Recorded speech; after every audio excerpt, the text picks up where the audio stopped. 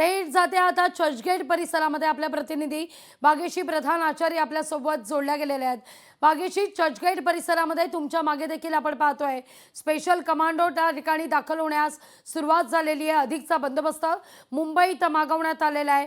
काय अपडेट आहे? साधारणतः किती बंदोबस्त या मोर्चा दरम्यान चर्चगेट परिसरात असेल?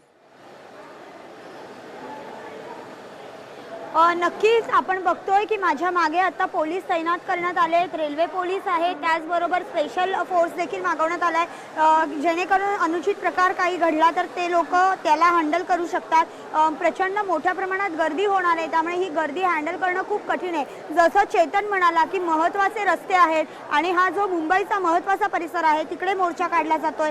पोलिसांनी परमिशन तर नाकारलेली आहे, मात्र कायदा आणि सुव्यवस्थेचा प्रश्न कुठेही होऊ नये यासाठी या पोलिसांचा बंदोबस्त जो आहे तो वाढवण्यात आलेला पाहायला मिळतोय।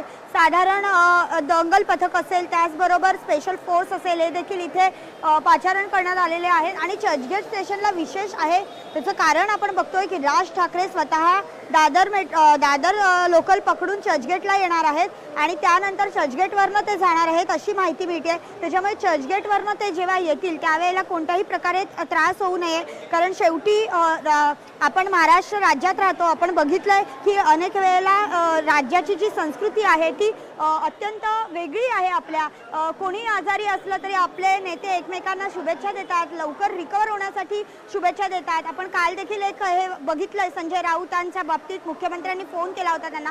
तशाच पद्धतीचं जरी आंदोलनाला परमिशन नसली तरी राज ठाकरे हे अत्यंत मोठे नेते आहेत। ते ज्यावेळेला ट्रेनमधनं येणार त्यावेळी कोणताही अनुचित प्रकार घडू नये यासाठी सरकारने देखील काळजी घेतलेली पाहायला मिळते। पोलीस इथे तैनात करण्यात आले, वेगवेगळे कार्यकर्ते देखील इकडनं येतील। अगदी भाग्यश्री, त्यामुळे अर्थातच सिव्हिल ड्रेस मधले पोलीसही या ठिकाणी तैनात करण्यात आले आहेत। स्पेशल फोर्स मुंबईत मागवण्यात आलाय, कारण तुम्ही ज्या ठिकाणी उभे आहात तो चर्चगेटचा एक्झिट पॉइंट आहे। तिथूनच राज ठाकरे आणि सगळे आंदोलक बाहेर पडतील आणि खऱ्या अर्थाने या सगळ्या मोर्चाला सुरुवात होईल। क्षणाक्षणाची अपडेट आपले प्रतिनिधी भाग्यश्री असू दे, चेतन असू दे, संतोष देवकर असू देत, आकांक्षा देशमुख असू देत, या सगळ्यांकडून सातत्यानं तुमच्यापर्यंत पोहोचवत राहणार आहोत। क्षणाक्षणाची बित्तम बातमी, सत्याच्या मोर्चाची केवळ आणि केवळ लोकशाही मराठीवर। याखेरीज भाजपच्या मोर्चाचं सुद्धा अपडेट केवळ लोकशाही मराठीवर तुम्ही पहिल्यांदाच पाहणार आहात। लोकशाही मराठी ऐका, पहा, जागरूक रहा।